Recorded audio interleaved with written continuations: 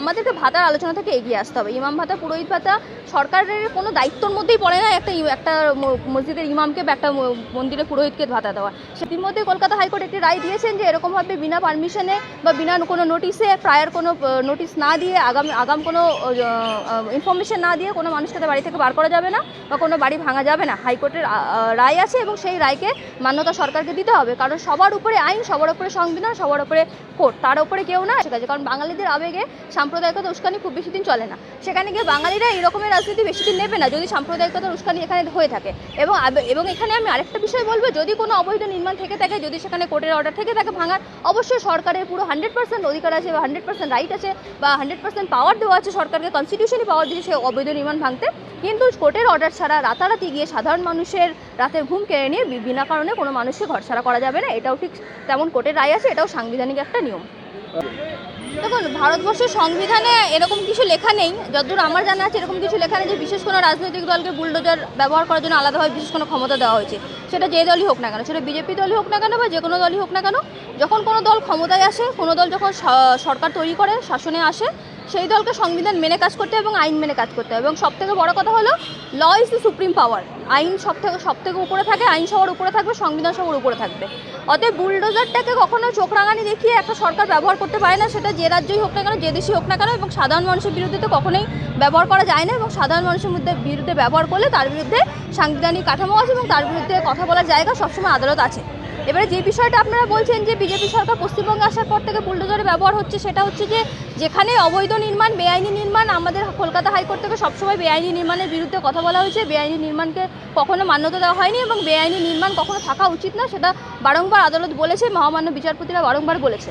কিন্তু বিষয়টা হলো, এখানে বেআইনি নির্মাণকে কেন্দ্র করে সাধারণ মানুষের যে অধিকার, সাধারণ মানুষকে যে অধিকার সংবিধান দিচ্ছে, সাধারণ মানুষকে যে অধিকার আইন দিচ্ছে, সেই অধিকার কেড়ে নিয়ে কখনো বেআইনি নির্মাণ ভাঙা যায় না এবং রাতারাতি কোথাও গিয়ে বুলডোজার চালানো যায় না। এটা পশ্চিমবঙ্গের যে কোনো সরকারই থাকুক না কেন, এখানে বর্তমানে নতুন সরকার তৈরি হয়েছে, নতুন সরকার নতুন নতুন উদ্যোগ দেখে খুব ভালো লাগছে। নতুন নতুন উদ্যোগ সাধারণ মানুষের জন্য, আশা করি মানুষ যেই আশা ভরসা নিয়ে সরকারকে নিয়ে এসছে, সেই আশা ভরসার উপর সরকার দাঁড়াবে এবং মানুষের জন্য সেই উদ্যোগগুলো অনেক বেশি উপকারী হবে। কিন্তু তার মানে এই না যে সাধারণ মানুষকে যেই due process of law follow করতে দেওয়া হবে না, বা আইনের যে সঠিক নিয়মগুলো আছে সেই সঠিক নিয়মগুলো না মেনে রাতারাতি একটা মানুষের তার বাসস্থান থেকে ঘর ছাড়া করে দেবে। রাত্রেবেলা মানুষের বাড়িতে ঘুমালো, সকালবেলা দেখলো তার বাড়ি নেই, তার বাড়ি ভেঙে দেওয়া হচ্ছে। তাহলে এই রকমের নিয়মগুলো পশ্চিমবঙ্গ কেন, কোনো রাজ্যেই করা যায় না। ভারতবর্ষের সংবিধান কোথাও এরকমের আইনের মান্যতা দেয় না। এবং পশ্চিমবঙ্গে যদি এরকমের কোনো আইন হয়ে থাকে বা পশ্চিমবঙ্গে যদি এরকম কোনো পদক্ষেপ নেওয়া হয়ে থাকে, তাহলে সংবিধান আছে, আদালত আছে, মানুষরা আদালতের দ্বারস্থ হবে। ইতিমধ্যে কলকাতা হাইকোর্ট একটি রায় দিয়েছেন যে এরকমভাবে বিনা পারমিশনে বা বিনা কোনো নোটিশে, প্রায়ার কোনো নোটিশ না দিয়ে, আগাম কোনো ইনফরমেশন না দিয়ে কোনো মানুষকে বাড়ি থেকে বার করা যাবে না বা কোনো বাড়ি ভাঙা যাবে না। হাইকোর্টের রায় আছে এবং সেই রায়কে মান্যতা সরকারকে দিতে হবে, কারণ সবার উপরে আইন, সবার উপরে সংবিধান, সবার উপরে কোর্ট, তার উপরে কেউ না। এবং সেই আইনের ওপরে, এবং সবথেকে বড় কথা, প্রত্যেকটা সরকার, যে কোনো সরকারই হোক না কেন, একটা সরকারের পতন হয়েছে আর একটা সরকার তৈরি হয়েছে। নতুন সরকারের প্রতি শুভকামনা রেখেই আমি বলবো, সবার উপরে সবসময় আইন থাকবে, সবার উপরে সংবিধান থাকবে, সবার উপরে কোর্ট থাকবে, তার উপরে আর কেউ থাকবে না। এই যে আমাদের যে অন্য অন্য রাজ্য আছে, সেই রাজ্যে যখন এই বুলডোজার রাজ চলছে, কখনো সুপ্রিম কোর্ট, কখনো হাইকোর্ট থেকে ফটকার খাচ্ছে, ওদের ধাক্কা খাচ্ছে। তারপরেও আমাদের যে রাজ্যের যারা বর্তমান শাসক এসছে, তারা এই হটকারিতা নিয়ে কেন মানুষের উপরে বুলডোজার রাজ? দেখুন, একটা যদি মানুষের মধ্যে ন্যারেটিভ তৈরি করে দেওয়া হয় যে এই সরকার মানে বুলডোজারের সরকার, তাহলে মানুষের মধ্যে, মানুষ যে আশা ভরসা নিয়ে সরকারকে নিয়ে এসেছিল, কোথাও গিয়ে মানুষের আশা ভরসাটা ভেঙে যাবে, কোথাও গিয়ে মানুষের মধ্যে আবার একটা ভয়ের ন্যারেটিভ তৈরি হবে। কারণ আমরা দীর্ঘদিন ধরে এমন একটা শাসন পশ্চিমবঙ্গে দেখেছি যে যেই শাসন থেকে মানুষ সুরাহা পেতে গিয়ে একটা নতুন শাসনকে মানুষ নিয়ে এসছে, বা একটা নতুন শাসন মানুষ চুজ করেছে, বা মানুষ নিজেই ভোট দিয়ে একটা নতুন সরকারকে নিয়ে এসেছে। সেখানে বারংবার যদি এই ন্যারেটিভটা নিয়ে আসা হয়, বা সরকার, এবং ন্যারেটিভ কারা সেট করে, ন্যারেটিভ অবশ্যই সরকার তৈরি করবে। সরকার যদি এই ন্যারেটিভটা নিয়ে আসে, এটা সরকারের জন্যই ক্ষতিকর হয়ে দাঁড়াবে।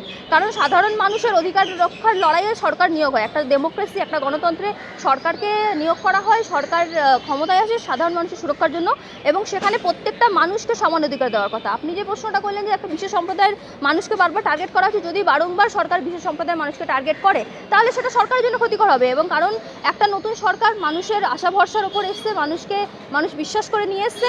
এবং সেখানে এই সাম্প্রদায়িকতা যদি বারংবার, যেহেতু আমরা জানি পশ্চিমবঙ্গে এমন একটা জায়গা যেখানে সাম্প্রদায়িকতার উস্কানি খুব বেশি দিন চলে না, এবং যদি সেটা ট্রেন্ডে এসে থাকে তাহলে সেই ট্রেন্ডটা খুব বেশি লং লাস্টিং হওয়ার কথা না পশ্চিমবঙ্গের সাধারণ মানুষের কাছে। কারণ বাঙালিদের আবেগে সাম্প্রদায়িকতা উস্কানি খুব বেশি দিন চলে না। সেখানে গিয়ে বাঙালিরা এই রকমের রাজনীতি বেশি দিন নেবে না যদি সাম্প্রদায়িকতার উস্কানি এখানে হয়ে থাকে।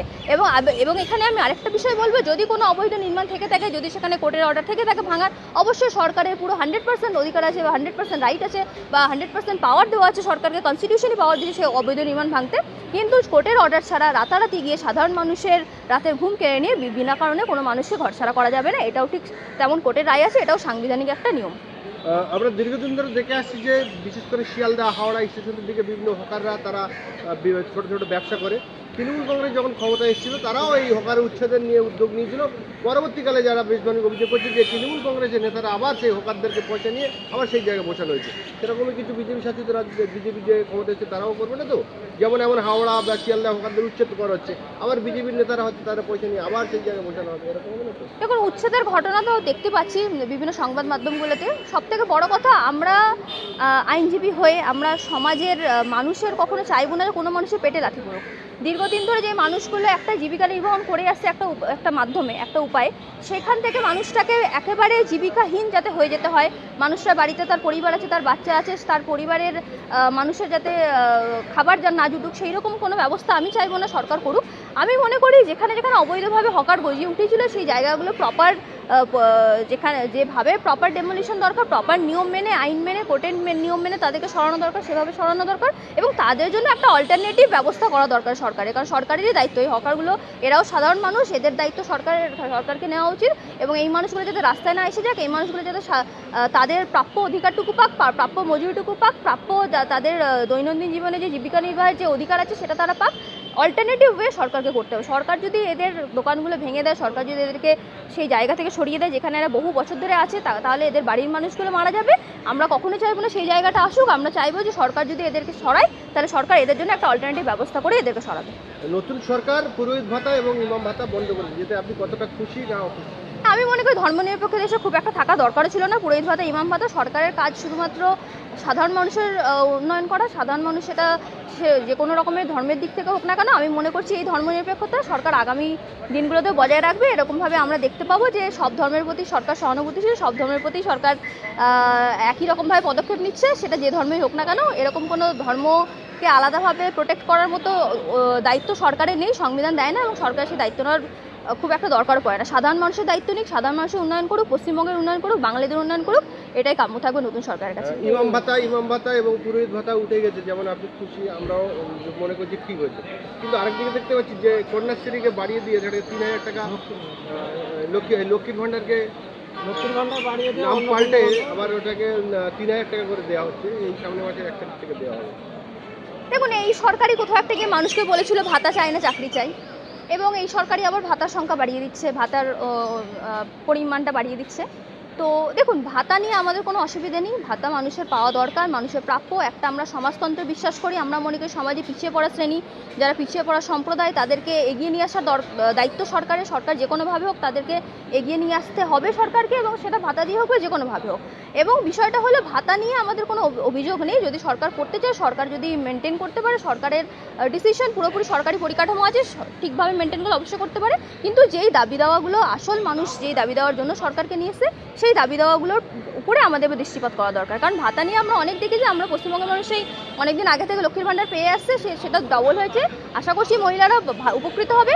কিন্তু আসল যে ইস্যুগুলো ছিল, আসল ইস্যুগুলো নিয়ে এবার কথা বলা দরকার। ভাতার ইস্যুটা এবার আমার মনে হয় আমাদেরকে আর এই বিষয়ে আলোচনা না করার থেকে আগামী দিনগুলো যাতে আরোভাবে আমরা কীভাবে সমৃদ্ধ হতে পারি, আমরা বাঙালি জাতি হিসেবে কীভাবে সমৃদ্ধ হতে পারি, আমাদের পিছিয়ে পড়া সম্প্রদায়ের মানুষরা কীভাবে সমৃদ্ধ হতে পারে, সেই বিষয়গুলো নিয়ে আলোচনা করা দরকার। ভাতার আলোচনাটা আমার মনে হয় এবার বন্ধ হওয়া দরকার। এই যে ইমাম ভাতা, পুরোহিত ভাতা যে হঠাৎ বন্ধ হয়ে গেল, তারা তো আগের সরকারের কাছে বারবার দাবি করতে যে বাড়ানো হোক, এই ভাতা বাড়ানো হোক, এই যে বন্ধ হয়ে গেল, এতে কী মনে হয়? দেখুন, এটা সরকারি পরিকাঠামো, একটা সরকার বদল হয়েছে, সরকারের বিভিন্ন এক একটা সরকার এক রকমের নিয়ম নীতি থাকে।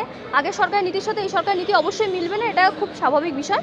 এবং যেখানে আমি যেটা আবার বললাম যে আমাদেরকে ভাতার আলোচনা থেকে এগিয়ে আসতে হবে। ইমাম ভাতা, পুরোহিত ভাতা সরকারের কোনো দায়িত্বর মধ্যেই পড়ে না একটা মসজিদের ইমামকে বা একটা মন্দিরে পুরোহিতকে ভাতা দেওয়া। সেটা আগের সরকার করেছিল, আগের সরকার কোথাও একটা গিয়ে আগের সরকার উপকারিতা পেয়েছিল, আগের সরকারের প্রিন্সিপালের মধ্যে, তাদের নীতির মধ্যে পড়তেও এই সরকারের নীতির মধ্যে পড়ে না। এটা আমাদেরকে মেনে নিতে হবে, এটা আমাদেরকে এগোতে হবে। আমি মনে করবো এই ধর্মনিরপেক্ষতাটা যাতে বর্তমান সরকার সব জায়গায় বজায় রাখে, আগামী দিনে যাতে এই রকমের কোনো সাম্প্রদায়িকতা উস্কানি না আসে, যেখানে গিয়ে একটা ধর্মের মানুষের মনে হয় যে না আমাদের সাথে অবিচার হচ্ছে, আমাদের সাথে অন্যায় হচ্ছে, আর একটা ধর্মের মানুষকে বেশি অধিকার দেওয়া হচ্ছে। এই জায়গাটা যাতে কোনোদিনও না আসে পশ্চিমবঙ্গে, তাহলে আমি মনে করবো একটা সুস্থ সরকার তৈরি হয়েছে।